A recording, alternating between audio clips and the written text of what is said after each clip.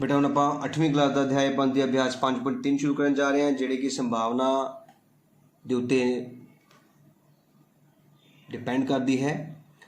कहते हैं कि सब तो पहले तुहानूं पता होना चाहिए कि किसी ईवेंट के किसी भी काम के होने के चांस की होंदे ने, संभावनावां की होंदियां हन। जिवें कि उसने सवाल तुहानूं पुछया है कि इन्हां प्रयोगां विच तुसीं जो नतीजा देख सकते हो दसो कि नतीजा की आ सकता है। जेकर तुहाडे कोल एक चक्कर है तो यह तुहाडे कोल देखो चक्कर जिहड़ा इस बिंदु ते घूम रहा है, जे इस पहिए नूं घुमा दईए तो जिथे ये चक्कर जिदा ये चक्कर देखो बी ते रुकिया है तो बी आंसर होएगा।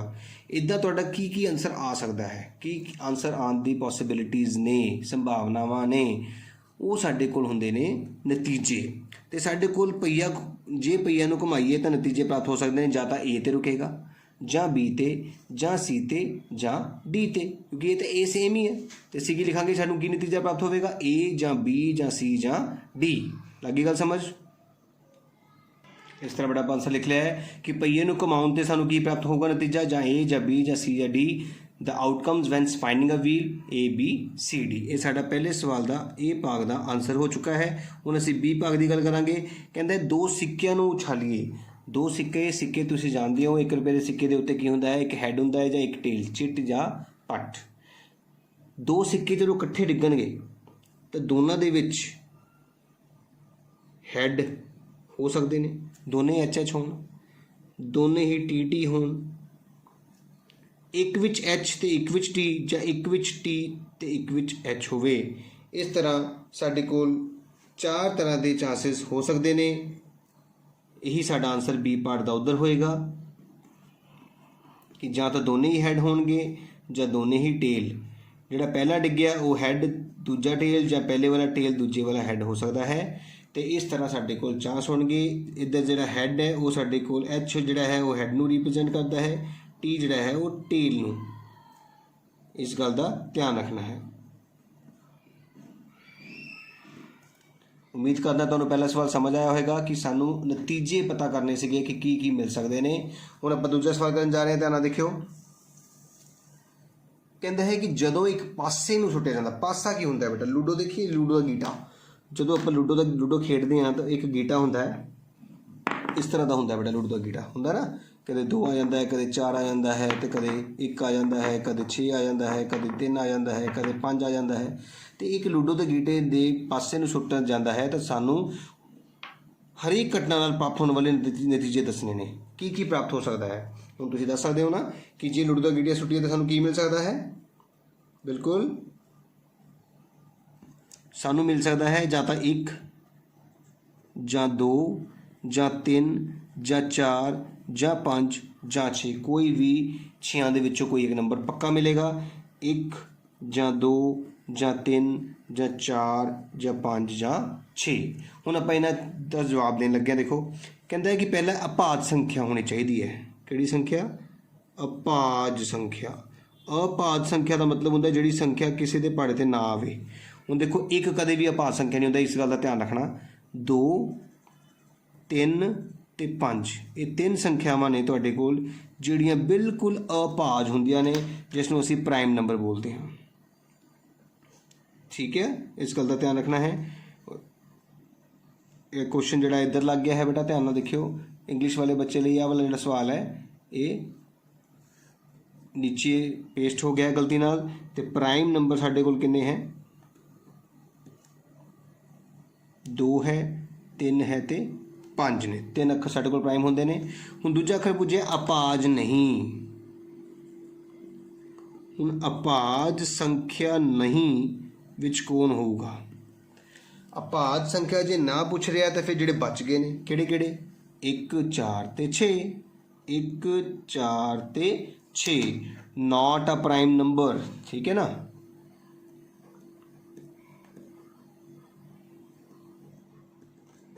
एक 4 और 6। इसी तरह बेटा देखो 5 तो वड्डी संख्या। 5 तो वड्डी संख्या तुहानूं सारिआं नूं पता किहड़ी है? 5 तो वड्डी संख्या साडे कोल है 6। 5 तो वड्डी संख्या नहीं तो फिर 1 भी हो सकती है, 2 भी हो सकती है, 3 भी हो सकती है, तो 4 भी हो सकती है। 5 तो वड्डी संख्या नहीं तो उहदे विच असीं की लिख लिया है? 1 2 3 4 ਤੇ 5 ਵੀ ਆਏਗਾ बेटा, क्योंकि 5 तो वड्डी नहीं है, 5 तो हो सकती है ना। इसी तरह साढ़ा इसका जवाब की आया नंबर ग्रेटर दैन 5। आ सवाल बेटा जोड़ा है साडा ये उपर नूं है, इस गल का ध्यान रखना इंग्लिश वाले बच्चे स्पैशली। तो यदा आंसर आएगा साढ़े कोल 6, तो यदा आंसर साढ़े कोल की आया है 1 2 3 4 ते 5। वो संख्यावां जिहड़ियां अभाज हैं 2 3 5, जिहड़ियां अभाज नहीं हैं 1 4 6। वो संख्यावां जो 5 तो वड्डियां ने 6, वो संख्यावां जिहड़ी 5 तो वड्डी नहीं है 1 2 3 4 5। इस तरह से इस सवाल के भी सारे नतीजे पता कर लए हैं। हुण आपां तीजा सवाल करन जा रहे हैं, ध्यान नाल देखियो। हुण सवाल है बेटा तीजा, पता करो कि प्रश्न 1A विच सूचक दे D ते रुकण दी संभावना। आ देखो ये प्रश्न 1 का मैं डायग्राम बना लिया है। हुण इस सूचक दा A ते D ते रुकण दा संभावना दा पहला बेटा प्रोबेबिलिटी दा फार्मूला तुहानूं पता होना चाहिए कि ऊपर अनुकूल परिणाम होंदे ने ते थल्ले कुल। हुण ध्यान नाल देखना बेटा, हुण देखो बेटा मैं फार्मूला लिख लिया है कि संभावना का फार्मूला होंदा अनुकूल परिणाम बटा कुल परिणाम। हुण इस गल का ध्यान रखना बेटा तुसीं कि सवाल का जवाब किद्दां देना है। सब तो पहला तुसीं ध्यान नाल दसो मैनूं कि कुल परिणाम तुहाडे कोल किन्ने ने। कुल मतलब 1 2 3 4 5, टोटल 5 खाने ने जिथे जाके वो एरो रुक सकता है। पर तुसीं चाहते कित्थों रुकना, तुसीं चाहते हो डी ते रुके। डी किन्ने तुहाडे कोल 1, इहदा मतलब अनुकूल परिणाम 1/5 तुहाडा की होएगा आंसर। इधर भी सेम 1/5 ही आंसर तुसीं लिखोगे। समझ लग गई। टोटल आउटकम मतलब 1 2 3 4 5 टोटल किन्ने खाने ने ते तुसीं एरो जिहड़ा खाने ते रुकण दी गल कर रहे हो उस रकम दे खाने किन्ने ने। जिद्दां डी है तो डी का एको खाना 1/5। जेकर तुसीं कह दो कि ए ते रुकण दी संभावना, हुण ए थल्ले 5 ही रहना है पर ए दे खाने 2 ने ते अनुकूल परिणाम 2 ने कि किसी भी दोवां दे विचों रुक सकदा, इस करके ऊपर 2 आ जाऊगा। बी लई सी लई डी लई 1 ही आएगा।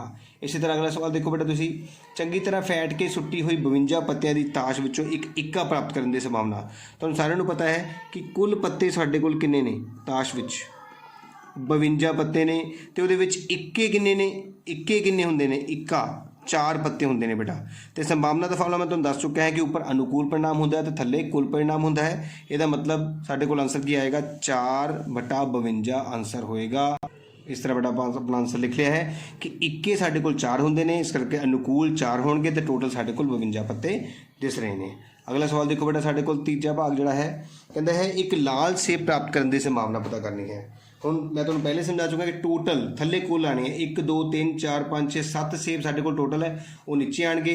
तो लाल किन्ने ने, एक रैड, दूजा रैड, तीजा रैड ते चौथा रैड। 4 साडे कोल लाल रंग ने। देखो 1 2 3 ते 4, तो अनुकूल परिणाम साडे कोल 4 हो गए ने, कुल 7 ने।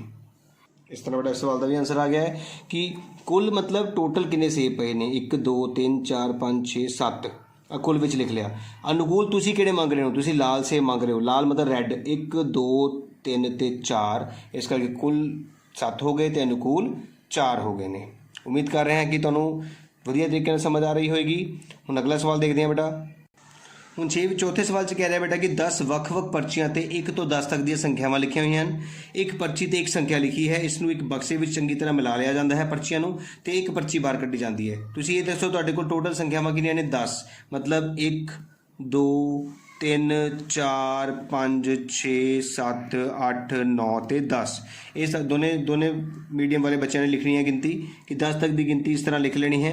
हुण संभावना पता करनी है तो संभावना का फार्मूला तुहानूं सारिਆਂ ਨੂੰ पता है कि हुंदा है अनुकूल परिणाम बटा कुल परिणाम। हुण तुसीं देख सकते हो कि संभावना का फार्मूला है अनुकूल बटा कुल, तो कुल परिणाम साडे कोल 10 ने बेटा पक्के कि 10 पर्चियां ने।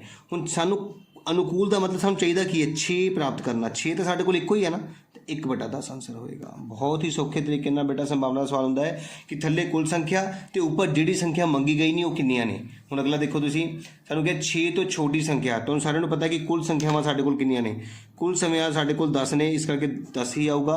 ऊपर नंबर लैस दैन 6, 6 तो छोटियां बेटा देखो जरा 6 तो छोटी संख्या किहड़ियां ने, 6 तो छोटियां ने 5 4 3 2 1 1 2 3 4 5 संख्यावां ने। इसदा मतलब अनुकूल परिणाम साडे कोल 5 होएगा। 5/10 साडा इस सवाल का आंसर होएगा। अगला सवाल देखो बेटा, 6 तो वड्डी संख्या। हुण कुल तो हमेशा 10 ही रहणगे बेटा साडे कोल। हुण 6 तो वड्डी तुसीं देख सकते हो 7 8 9 10 4 संख्यावां साडे कोल 6 तो वड्डी ने, इस करके असीं इत्थे 4 भरांगे। 4/10 साडा इस सवाल का आंसर होएगा। उम्मीद कर रहे हैं तुहानूं समझ आ रही होएगी। अगला भाग देखो। हुण देखो बेटा टोटल तो साडे कोल 10 ही रहणगे। हुण वो कह रहा है एक अंक की संख्या ਇੱਕ ਨਹੀਂ ਪ੍ਰਾਪਤ ਕਰਨਾ, 1 ਡਿਜਿਟ ਨੰਬਰ। ਹੁਣ ਤੁਸੀਂ ਦੇਖ ਸਕਦੇ ਹੋ ਸਾਡੇ ਕੋਲ ਇੱਕ ਅੰਕ ਵਾਲੀ ਸੰਖਿਆ ਕਿਹੜੀ ਹੈ, ਇਹ ਸਾਰੀਆਂ ਇੱਕ ਅੰਕ ਵਾਲੀਆਂ ਨੇ। 9 ਸੰਖਿਆਵਾਂ ਇੱਕ ਅੰਕ ਨਹੀਂ ਹੈ, ਆਹ 2 ਅੰਕ ਵਾਲੀ ਹੈ। ਇਹਦਾ ਮਤਲਬ 9 ਸਾਡੇ ਕੋਲ ਅਨੁਕੂਲ परिणाम ਹੋਣਗੇ। ਇੱਥੇ ਬੱਚੇ ਗਲਤੀ ਕਰ ਜਾਂਦੇ ਨੇ, ਉਹ ਸੋਚਦੇ ਇੱਕ ਆਉਣ ਦੀ। ਇੱਕ ਨਹੀਂ, ਇੱਕ ਅੰਕ ਵਾਲੀ ਸੰਖਿਆ ਬੇਟਾ। 9/10 ਸਾਡਾ ਇਸ ਸਵਾਲ ਦਾ ਆंसर ਹੋਏਗਾ। ਉਮੀਦ ਕਰ ਰਹੇ ਹਾਂ ਕਿ ਤੁਹਾਨੂੰ ਸਮਝ ਆਈ ਹੋਏਗੀ ਚੌਥੇ ਸਵਾਲ ਦੇ ਬਾਰੇ। ਬਹੁਤ ਹੀ ਸੌਖਾ ਸਵਾਲ ਨੇ ਬੇਟਾ। ਕੁੱਲ परिणाम ਥੱਲੇ ਲਿਖੋ ਤੇ ਜਿਹੜੀ ਚੀਜ਼ ਮੰਗ ਰਿਹਾ ਉਹ ਕਿੰਨੀਆਂ ਨੇ ਗਿਣ ਕੇ ਉੱਪਰ ਲਿਖ ਦਿਓ। ਹੁਣ ਇਹਦਾ ਅਖੀਰਲਾ ਭਾਗ 5ਵਾਂ ਸਵਾਲ ਕਰਨ ਜਾ ਰਹੇ ਹਾਂ, ਧਿਆਨ ਨਾਲ ਦੇਖਿਓ। ਹੁਣ ਚੌਥਾ ਸਵਾਲ ਦੇਖੋ ਬੇਟਾ, ਤੁਹਾਨੂੰ ਕੀ ਕਹਿ ਰਿਹਾ ਹੈ। ਜੇਕਰ ਤੁਹਾਡੇ ਕੋਲ 3 ਹਰੇ ਚੱਕਰ, ਦੇਖੋ 1 2 3 ਚੱਕਰ ਹਰੇ, ਇੱਕ ਨੀਲਾ ਤੇ ਇੱਕ ਲਾਲ ਚੱਕਰਖੰਡ ਵਾਲਾ ਇੱਕ ਘੁੰਮਣ ਵਾਲਾ ਪਹੀਆ ਹੈ, ਤਾਂ ਇੱਕ ਹਰਾ ਚੱਕਰਖੰਡ ਪ੍ਰਾਪਤ ਕਰਨ ਦੀ ਸੰਭਾਵਨਾ ਦੱਸਣੀ ਹੈ। ਸਿਰਫ ਹਰਾ ਚੱਕਰ ਪ੍ਰਾਪਤ ਕਰਨ ਦੀ। ਧਿਆਨ ਨਾਲ ਦੇਖਿਓ ਸਾਰੇ। ਤੇ ਦੇਖ ਸਕਦੇ ਹੋ ਆਪਾਂ ਲਿਖ ਲਿਆ ਕਿ ਸੰਭਾਵਨਾ ਦਾ ਫਾਰਮੂਲਾ ਅਨੁਕੂਲ ਬਟਾ ਕੁੱਲ परिणाम ਹੁੰਦਾ ਹੈ ਜਾਂ favourable outcome over total outcome ਹੁੰਦਾ ਹੈ। ਹੁਣ ਅਸੀਂ ਪਤਾ ਕੀ ਕਰਨੀ ਹੈ, ਹਰਾ ਚੱਕਰਖੰਡ ਪ੍ਰਾਪਤ ਕਰਨ ਦੀ ਸੰਭਾਵਨਾ। ਹਰਾ ਚੱਕਰਖੰਡ ਪ੍ਰਾਪਤ ਕਰਨ ਦੀ ਸੰਭਾਵਨਾ ਜਾਂ probability of getting a green sector. ਹੁਣ ਮੈਂ ਤੁਹਾਨੂੰ ਦੱਸਿਆ ਕਿ ਨੀਚੇ ਹਮੇਸ਼ਾ 1 2 3 4 5 ਟੋਟਲ ਖਾਨੇ 5 ਨੇ, ਤਾਂ ਨੀਚੇ ਹਮੇਸ਼ਾ 5 ਹੀ ਆਏਗਾ। ਹੁਣ ਤੁਹਾਨੂੰ ਚਾਹੀਦਾ ਕਿਹੜਾ ਹਰਾ ਹੈ, ਹਰੇ ਗਿਣੋ 1 2 3 ਉੱਪਰ 3। ਬਸ ਇੰਨਾ ਸੌਖਾ ਜਿਹਾ ਕੰਮ, ਤੁਹਾਡਾ ਆਨਸਰ ਹੋ ਗਿਆ। ਫਿਰ ਉਹ ਕਹਿੰਦਾ ਹੈ ਕਿ ਇਸ ਤਰ੍ਹਾਂ ਦਾ ਚੱਕਰਖੰਡ ਪ੍ਰਾਪਤ ਕਰਨ ਦੀ ਸੰਭਾਵਨਾ ਕੀ ਹੈ ਜੋ ਨੀਲਾ ਨਾ ਹੋਵੇ। ਹੁਣ ਧਿਆਨ ਨਾਲ ਦੇਖਿਓ ਦੁਬਾਰਾ। ਹੁਣ ਦੇਖੋ ਬੇਟਾ, ਇਸ ਤਰ੍ਹਾਂ ਦਾ ਚੱਕਰਖੰਡ ਪ੍ਰਾਪਤ ਕਰਨ ਦੀ ਸੰਭਾਵਨਾ ਜੋ ਨੀਲਾ ਨਾ ਹੋਵੇ। ਇਸ ਤਰ੍ਹਾਂ ਦਾ ਚੱਕਰਖੰਡ ਪ੍ਰਾਪਤ ਕਰਨ ਦੀ ਸੰਭਾਵਨਾ ਜੋ ਨੀਲਾ ਨਾ ਹੋਵੇ। ਕੁਝ ਵੀ ਯਾਦ ਨਹੀਂ ਕਰਨਾ, ਕੁਐਸਚਨ ਤੋਂ ਉਤਾਰ ਦੇਣਾ। Probability of getting a non blue sector, probability of getting a non blue sector. ਹੁਣ ਨੀਚੇ ਤਾਂ ਹਮੇਸ਼ਾ 5 ਹੀ ਰਹਿਣਾ ਕਿਉਂਕਿ ਕੁੱਲ ਤਾਂ 5 ਹੀ ਨੇ। ਹੁਣ ਨੀਲਾ ਨਾ ਹੋਵੇ ਬੇਟਾ, ਜਿਹੜੇ ਡੱਬੇ ਨੀਲੇ ਨਹੀਂ ਨੇ ਗਿਣੋ। 1 2 3 4। ਲੋ ਜੀ, ਤੁਹਾਡੇ ਸਵਾਲ ਦਾ ਆਨਸਰ ਆ ਗਿਆ। ਬਹੁਤ ਹੀ ਸੌਖੇ ਤਰੀਕੇ ਨਾਲ ਤੁਸੀਂ ਸਵਾਲਾਂ ਨੂੰ ਹੱਲ ਕਰ ਰਹੇ ਹੋ। ਅਖੀਰਲਾ ਸਵਾਲ ਦੇਖੋ ਬੇਟਾ, 6ਵਾਂ ਸਵਾਲ ਕਹਿੰਦਾ ਹੈ ਕਿ ਪ੍ਰਸ਼ਨ 2 ਵਿੱਚ ਦਿੱਤੀਆਂ ਗਈਆਂ ਘਟਨਾਵਾਂ ਦੀ ਸੰਭਾਵਨਾ ਪਤਾ ਕਰਨੀ। ਪ੍ਰਸ਼ਨ 2, ਮੈਂ ਦੁਬਾਰਾ ਪ੍ਰਸ਼ਨ 2 ਲਿਖ ਰਿਹਾ, ਦੇਖੋ ਇੱਧਰ। ਜਦੋਂ ਇੱਕ ਪਾਸੇ ਨੂੰ ਸੁੱਟਿਆ ਜਾਂਦਾ ਹੈ ਤਾਂ ਹੇਠ ਲਿਖੀ ਹਰੇਕ ਘਟਨਾ, ਮੈਂ ਤੁਹਾਨੂੰ ਦੱਸਿਆ ਸੀਗਾ ਕਿ ਸਾਡੇ ਕੋਲ ਜਿਹੜਾ ਪਾਸਾ ਹੈ ਉਹ ਇਸ ਤਰ੍ਹਾਂ ਲੂਡੋ ਦਾ ਗੀਟਾ ਹੁੰਦਾ ਹੈ ਨਾ। ਤੇ ਇਸ ਲੂਡੋ ਦੇ ਗੀਟੇ ਦੇ ਵਿੱਚ ਗਿਣਤੀ ਕਿੰਨੀ ਹੁੰਦੀ ਹੈ? 1 2 3 4 5 ਤੇ 6। ਤੇ ਇਹਦੇ ਵਿੱਚ ਅਪਾਦ ਸੰਖਿਆਵਾਂ ਵੀ ਤੁਹਾਨੂੰ ਮੈਂ ਦੱਸੀ ਸੀ ਕਿਹੜੀ ਕਿਹੜੀ ਹੁੰਦੀ ਹੈ। 2 3 ਤੇ 5 ਹੁੰਦੀ ਹੈ। ਤੇ ਜਿਹੜੀ ਅਪਾਦ ਸੰਖਿਆਵਾਂ ਨਹੀਂ ਨੇ ਉਹ 1 4 ਤੇ 6 ਹੁੰਦੇ ਨੇ। ਸਮਝ ਲੱਗੀ। ਇਸੇ ਤਰ੍ਹਾਂ 5 ਤੋਂ ਵੱਡੀ ਸੰਖਿਆ ਕਿਹੜੀ ਹੁੰਦੀ ਹੈ? ਇਕੱਲੀ 6। ਤੇ 1 ਤੋਂ ਵੱਡੀ ਨਹੀਂ 1 2 3 4 ਤੇ 5। ਇਹ ਮੈਂ ਤੁਹਾਨੂੰ ਦੱਸਿਆ ਸੀਗਾ ਕਿ ਇਹਦਾ ਕੁਐਸਚਨ ਇੱਥੇ ਲਿਖਿਆ ਗਿਆ ਤੇ ਇਹਦਾ ਕੁਐਸਚਨ ਇੱਥੇ ਲਿਖਿਆ ਗਿਆ ਗਲਤੀ ਨਾਲ। ਇਸ ਗੱਲ ਦਾ ਧਿਆਨ ਰੱਖਿਓ ਤੁਸੀਂ। ਆ ਨੰਬਰ ਗ੍ਰੇਟਰ ਦੈਨ 5 ਕਿਹੜਾ ਹੈ? 6 ਹੈ। ਤੇ ਲੈਸ ਦੈਨ 5 1 2 3 4 ਤੇ 5। ਅਬ ਪ੍ਰਾਈਮ ਨੰਬਰ ਕਿਹੜਾ ਹੈ ਤੁਹਾਡੇ ਕੋਲ? 2 ਹੈ, 3 ਹੈ ਤੇ 5 ਹੈ। ਨੋਟ ਪ੍ਰਾਈਮ ਹੈ 1 4 ਤੇ 6। ਹੁਣ ਤੁਸੀਂ ਸਵਾਲਾਂ ਦਾ ਜਵਾਬ ਦੇਣਾ ਹੈ। ਬਹੁਤ ਹੀ ਸੌਖੇ ਢੰਗ ਨਾਲ ਜਵਾਬ ਦੇਵਾਂਗੇ। ਧਿਆਨ ਨਾਲ ਦੇਖਿਓ ਤੁਸੀਂ ਸਾਰੇ। ਉਸਨੇ ਸਾਨੂੰ ਮੰਗਿਆ ਹੈ ਕਿ ਸੰਭਾਵਨਾ ਪਤਾ ਕਰੋ ਕਿ ਇੱਕ ਆਪਾਂ ਹੁਣ ਪਹਿਲਾਂ ਅਸੀਂ ਇਹਨਾਂ ਦੇ ਨਤੀਜੇ ਪਤਾ ਕੀਤੇ ਸੀ, ਹੁਣ ਸੰਭਾਵਨਾ ਪਤਾ ਕਰਨੀ ਹੈ। ਸੰਭਾਵਨਾ ਇੱਕ ਅਪਾਜ ਸੰਖਿਆ ਆਉਣ ਦੀ ਸੰਭਾਵਨਾ। ਤੁਹਾਨੂੰ ਸਾਰਿਆਂ ਨੂੰ ਦੱਸਿਆ ਕਿ ਥੱਲੇ 6 ਹੀ ਆਣਾ। ਕੁੱਲ परिणाम 6 ਹੀ ਰਹਿਣਗੇ। ਅਪਾਜ ਸੰਖਿਆਵਾਂ ਕਿੰਨੀਆਂ ਨੇ ਗਿਣੋ? 1 2 3। ਇਹ ਤੁਹਾਡਾ ਇਸ ਸਵਾਲ ਦਾ ਆਨਸਰ ਹੋਏਗਾ। ਇਸੇ ਤਰ੍ਹਾਂ ਬੇਟਾ ਹੁਣ ਕੀ ਲਿਖਾਂਗੇ? ਇੱਕ ਅਪਾਜ ਸੰਖਿਆ ਨਾ ਆਉਣ ਦੀ ਸੰਭਾਵਨਾ। ਤੁਸੀਂ ਦੇਖ ਸਕਦੇ ਹੋ। ਹੁਣ ਆਪਾਂ ਇੱਕ ਅਪਾਜ ਸੰਖਿਆਵਾਂ ਆਉਣ ਦੀ ਸੰਭਾਵਨਾ ਪਤਾ ਕਰ ਲਈ ਹੈ 3/6। ਹੁਣ ਨਾ ਆਉਣ ਦੀ ਸੰਖਿਆ ਨਾ ਆਉਣ ਦੀ ਸੰਭਾਵਨਾ ਥੱਲੇ ਹਮੇਸ਼ਾ 6 ਹੀ ਰਹਿਣਾ ਹੈ ਬੇਟਾ ਕੁੱਲ ਸੰਖਿਆਵਾਂ ਨੇ। ਹੁਣ ਅਪਾਜ ਸੰਖਿਆਵਾਂ ਨਹੀਂ ਹਨ। ਕਿੰਨੇ ਅੱਖਰ ਸੀਗੇ? 1 2 3। ਫਿਰ ਸਾਡਾ ਆਨਸਰ 3/6 ਹੀ ਆ ਗਿਆ ਹੈ। ਇੱਧਰ ਵੀ 3/6 ਤੇ ਇੱਧਰ ਵੀ 3/6। ਸਮਝ ਲੱਗੀ। ਥੱਲੇ ਹਮੇਸ਼ਾ 6। Probability of getting prime number ਤੁਸੀਂ ਦੇਖ ਸਕਦੇ ਹੋ।